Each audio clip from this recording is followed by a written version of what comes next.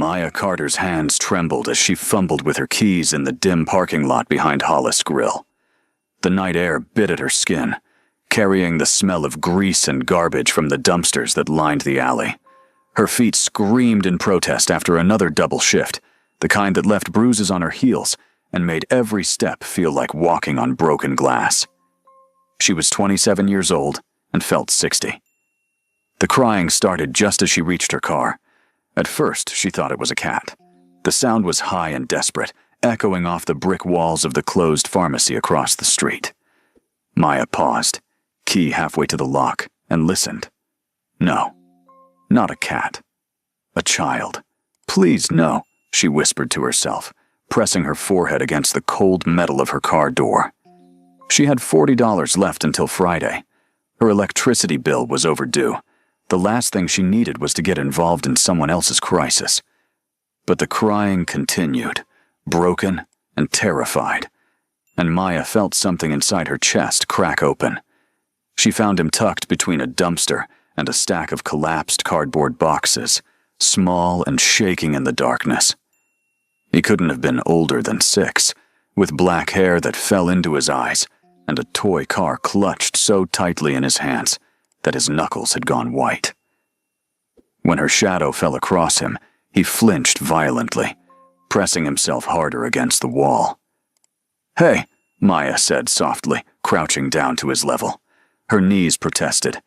"Hey, sweetheart, are you okay?" The boy stared at her with eyes too old for his face. "Don't call them," he said. His voice was hoarse from crying. "Please don't call them." "Call who?" "The police. They'll take me back, and he'll be angry again." Maya's stomach tightened. She recognized that fear. She'd worn it herself once, a lifetime ago. "I'm not calling anyone yet," she said. "But you can't stay here. It's not safe. Where are your parents?" "My mom is gone." The words came out flat, practiced. "My dad doesn't know I left." "What's your name?" "Eli." He looked down at the toy car in his hands. "Eli Kwan." The name meant nothing to Maya. She glanced around the empty alley, weighing her options. Every instinct screamed at her to walk away, to call social services and let them handle it. But Eli was looking at her now, with something like hope, breaking through his terror, and Maya knew she was already lost. "Are you hungry?" she asked. Eli nodded. "Come on then. There's a diner 2 blocks from here. We'll get you something to eat and figure this out." The boy hesitated for a long moment before slowly uncurling himself from his hiding place. He was wearing expensive clothes, Maya noticed. Dark jeans without a single worn spot, sneakers that probably cost more than her rent. But they were dirty now, streaked with grime from the alley. They walked to the 24-hour diner in silence. Eli kept his distance, always staying just out of reach, like a stray dog that wanted food, but didn't trust. Hands. Maya ordered him pancakes and scrambled eggs, and watched him devour them with the single-minded focus of genuine hunger. "When did you last eat?" she asked. "Breakfast. Mrs. Chen made oatmeal, but I didn't like it. So I only had a little." "Who's Mrs. Chen?" "She cooks for us, and cleans. She's nice, but she's scared of my dad." Maya wrapped her hands around her coffee mug, feeling the warmth seep into her cold fingers. "Why did you run away, Eli?" The boy's fork paused halfway to his mouth. For a moment she thought he wouldn't answer. Then quietly, "I heard him yelling on the phone, about getting rid of problems, about making sure no one found out. And I got scared because sometimes, when people are problems, they disappear." The hair on the back of Maya's neck stood up. "Your dad said that?" "He says lots of things. He doesn't know I listen." Eli put down his fork and looked at her directly. "Will you take me back to the police?" "I don't know yet," Maya said honestly. "But I won't leave you alone. That's a promise." The decision to take him home was insane. Maya knew it even as she buckled him into the passenger seat of her ancient Honda Civic, even as she drove through the empty streets toward her cramped studio apartment in the cheapest part of Riverside City. She should have called someone, anyone.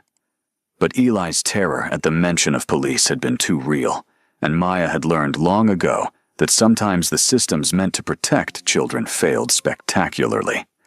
Her apartment was a single room with a kitchenette, a bathroom barely big enough to turn around in, and a mattress on the floor that she'd bought used 3 years ago. Eli looked around with wide eyes, taking in the water stains on the ceiling and the space heater in the corner that only worked on its highest setting. "You can sleep on the bed," Maya said, pulling out the spare blanket from her closet. "I'll take the floor." "You don't have to do that." "I'm not letting a 6-year-old sleep on the floor." "I'm almost 7. Eli sat down on the edge of the mattress, still clutching his toy car. "My birthday is in 23 days. Maya smiled despite herself. "Almost 7 then. Do you want to tell me about your house, so I can take you back in the morning?" The boy's face shuddered. "It's big, really big, with gates and guards." "Guards?" "Men with guns. They walk around at night. Dad says they keep us safe, but I think they keep us in." Maya's unease deepened into genuine fear. What kind of family had armed guards? "What does your dad do, Eli?" "Business." The word came out automatic, rehearsed. "He does business with important people. He's always in meetings or on the phone. He gets angry a lot since Mom died." "I'm sorry about your mom." Eli shrugged, but his eyes were bright with unshed tears. "She was nice. She used to read to me every night. Now nobody does." Maya sat down beside him on the mattress, keeping a respectful distance. "What's your favorite story?" "Where the wild things are." "I loved that one when I was your age." They talked for another hour, Maya slowly drawing out details about Eli's life in careful increments. A mansion in North Crest Heights. A father who worked late and came home smelling like cigarettes and anger. A mother who had died in a car accident 8 months ago. Tutors and drivers and housekeepers, but no friends. No birthday parties. No normal childhood at all. When Eli finally fell asleep, still holding his toy car, Maya sat by the window and stared out at the city lights. She didn't know who his father was. If she had, she might have run. The morning came too quickly. Maya woke to find Eli already awake, sitting cross-legged on the mattress and watching her with those 2 old eyes. "Are you taking me home now?" he asked. "If you show me where it is." "Okay." He climbed off the bed and walked to her kitchenette, where he'd apparently helped himself to a box of cereal. "Can we go the long way? I want to see the park." They drove through Riverside City as the sun climbed higher, Eli pressing his face against the window and calling out landmarks. The park, where his mother used to take him. The library she'd loved. The ice cream shop they'd visited every Sunday before the accident. "Turn here," he said suddenly, as they approached the eastern edge of the city. "North Crest Heights is up that hill." Maya's stomach dropped. North Crest Heights wasn't just expensive, it was fortress territory, where tech moguls and old money lived behind walls and security systems that cost more than most people earned in a year. She'd never been inside the gates. The entrance was guarded by 2 men in dark suits. They stiffened as Maya's car approached, hands moving to their hips in a gesture that made her blood run cold. One of them stepped forward, palm raised. Maya rolled down her window. "I'm returning Eli Kwan. He got lost last night." The guard's eyes widened. He pulled out a radio and spoke rapidly in Korean. Within seconds, 3 more men appeared, surrounding the car. One of them opened Eli's door and looked inside. "Young master," he said, relief evident in his voice. "Your father has been looking everywhere." Eli unbuckled his seatbelt but didn't move. "Is he angry?" "Very." The guard glanced at Maya with an expression she couldn't read. "Ma'am, you need to come with us. Mr. Kwan will want to speak with you." "I was just bringing him home," Maya said, fear making her voice tight. "I found him last night, and he was scared, so I waited until morning. Nevertheless, you need to come with us." They drove in convoy up the winding road to a mansion that made Maya's breath catch. It was more compound than house, sprawling across manicured grounds with fountains and gardens, and enough square footage to house 20 families. The gates were steel, and 12 feet high. The windows were tinted. Everything about it screamed money and danger in equal measure. Maya was escorted inside with Eli walking, silently beside her, his small hand gripping her sleeve. The interior was even more intimidating than the exterior. Marble floors, modern art that probably cost 6 figures. Furniture that looked too expensive to sit on. And everywhere, men in dark suits, watching with cold eyes. They were led to a study lined with bookshelves and dominated by a massive desk. Behind it sat a man who made Maya's heart stop. Daniel Kwan was young, probably mid-30s, with sharp features and eyes that seemed to see straight through her. He was dressed in a black suit that fit him perfectly, and when he stood, the movement was controlled and predatory. Every man in the room deferred to him automatically. "Eli," he said. His voice was quiet, but it carried. "Come here." The boy ran to his father, and Daniel caught him in an embrace that looked almost desperate. But when he straightened and looked at Maya, his expression had gone cold. "Who are you?" he asked. "Maya Carter. I work at Hollis Grill downtown. I found Eli last night in an alley. He was scared and hungry, so I helped him." "You took my son to your apartment." It wasn't a question. He was terrified. He begged me not to call the police. I didn't know what else to do. "So you kidnapped him?" "No." Maya's fear crystallized into anger. "I protected him. He was alone in a dangerous neighborhood at night. Where were your guards? Where were you?" The room went deathly silent. One of the men behind her shifted, and Maya realized she might have just made a fatal mistake. But Daniel's expression flickered with something that might have been surprise. "Leave us," he said to his men. "All of you. Take Eli to his room." "Dad," Eli protested. "Now." The word was steel. When they were alone, Daniel circled around his desk and leaned against it, studying Maya. "You have remarkable courage for someone in your position. Most people don't speak to me that way." "Maybe they should," Maya said, though her heart was hammering. Eli was alone and scared. "He's 6 years old." "Almost 7, she corrected, remembering his words. "Whatever you're involved in, he's a child caught in the middle of it." "What do you think I'm involved in?" "I don't know. But children don't have armed guards unless their parents are into something dangerous." Daniel's smile was sharp and mirthless. "Perceptive. Tell me, Maya Carter, what do you want?" "Nothing. I just wanted to make sure he got home safe." "People always want something. Money? A job? Information to sell to my enemies?" "I want to go home," Maya said flatly. "I have a shift in 4 hours, and I can't afford to lose it." He studied her for a long moment. Then, to her surprise, he laughed. It was a bitter sound. "You're either very honest or very good at lying. My chief lieutenant will investigate your story. If you're telling the truth, you'll be compensated for your time and trouble. If you're not," he let the threat hang. "I'm telling the truth. We'll see."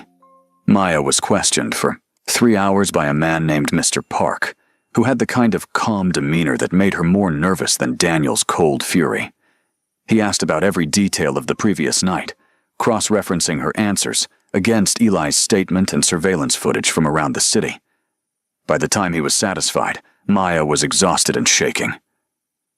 "You're free to go," Mr. Park said finally. "A car will take you home."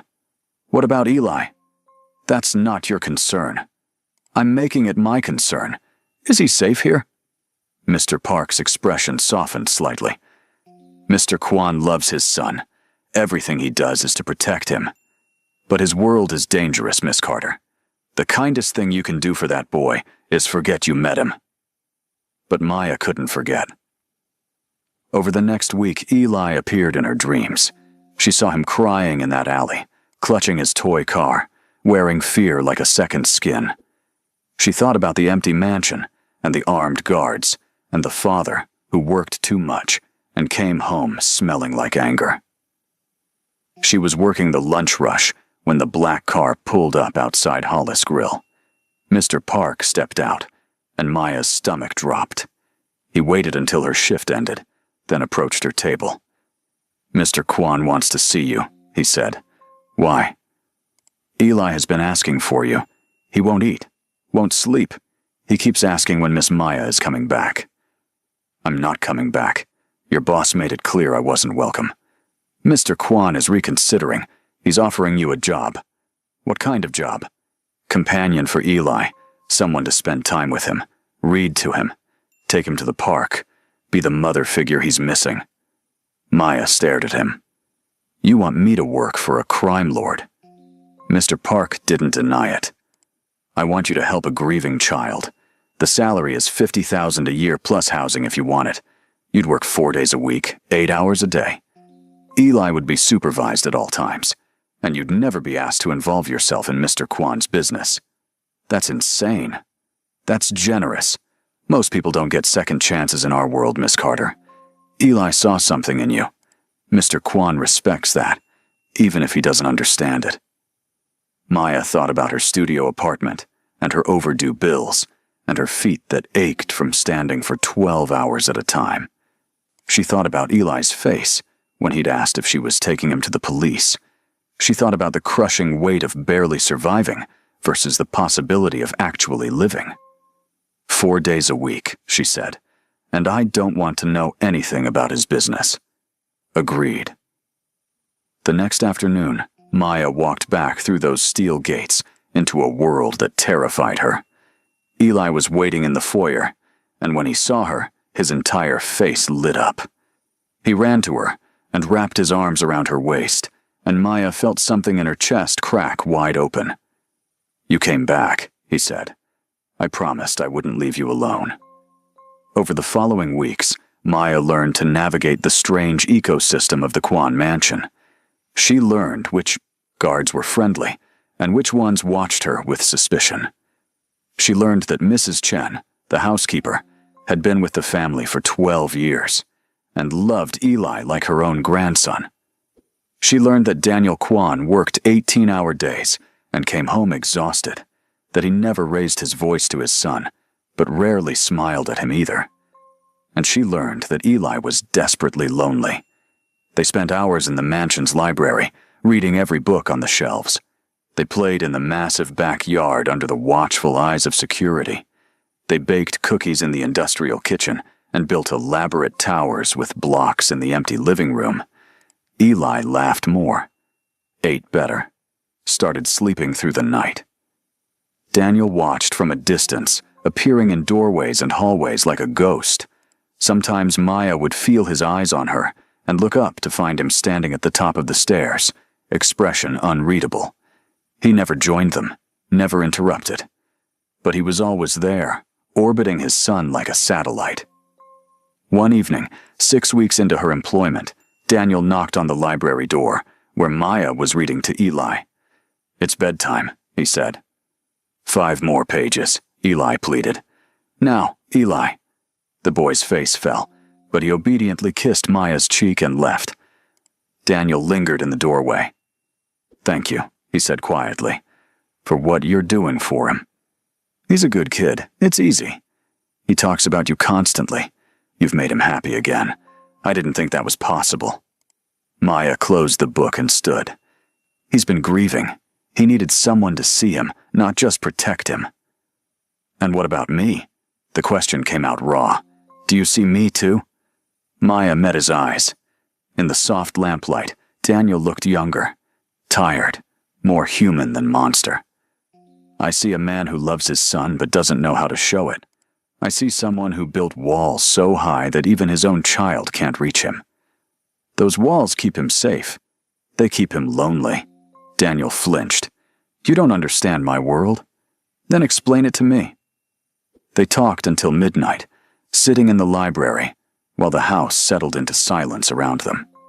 Daniel told her about his wife, Grace, who had been killed by a rival's car bomb meant for him, about the empire he'd inherited from his father and the bloody path he'd walked to keep it, about enemies who circled like sharks and allies who could turn on a dime. "Eli is my only weakness," he said.